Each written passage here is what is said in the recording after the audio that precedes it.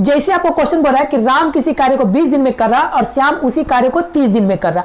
अब किसी कार्य को हम मान लेते हैं ईंट ढोने का है, यानी राम और श्याम नाम का दो व्यक्ति है जिसका घर का बाहर में ईंट रखा हुआ है, और कितना ईंट रखा हुआ नहीं पता है, तो कुछ हम मान लेते हैं। यानी 20 और 30 का यदि हम एलसीएम ले लेंगे तो मेरा आया कितना 60। अब ये बताइए 60 मेरा टोटल ईंट है और राम जो है 20 दिन में ईंट 60 ईंट लेके आ रहा है, तो एक दिन में कितना ईंट लेके आएगा? तो एक दिन में वो लेके आएगा कितना? तो एक दिन में वो 3 ईंट लेके आ रहा। और श्याम जो है 60 ईंट लेके आ रहा है, कितना दिन में? 30 दिन में लेके आ रहा है। और 30 दिन में यदि 60 ईंट लेके आएगा तो एक दिन में ईंट कितना लेके आएगा? तो 60 से काटेंगे तो ये 2 ईंट एक दिन में लेके आ रहा।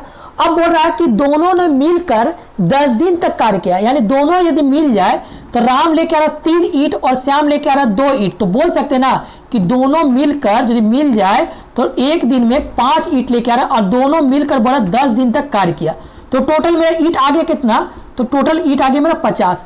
60 ईंट था, 50 ईंट मेरा क्या हुआ? आ चुका है। कहाँ? घर का अंदर।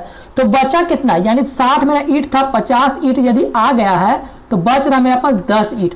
और बोल रहा क्या कि इसके बाद 10 दिन तक साथ कार्य करने के बाद राम जो है छोड़कर चल जाता है, तो शेष कार्य श्याम कितना दिन में पूरा करेगा? यानी एक दिन में यदि है, एक दिन में श्याम जो 2 ईंट लेके आ रहा है तो उसको 10 ईंट को लाने में कितना दिन लगेगा? तो आप बोलेंगे सर 10 को ईंट लाने में उसको एक दिन में 2 ईंट लेके आ रहा, तो 10 ईंट लाने में उसको 5 दिन लगेगा। यानी शेष कार्य को श्याम कितना दिन में पूरा करेगा? तो 5 दिन में। समझ में आ गया है कि किस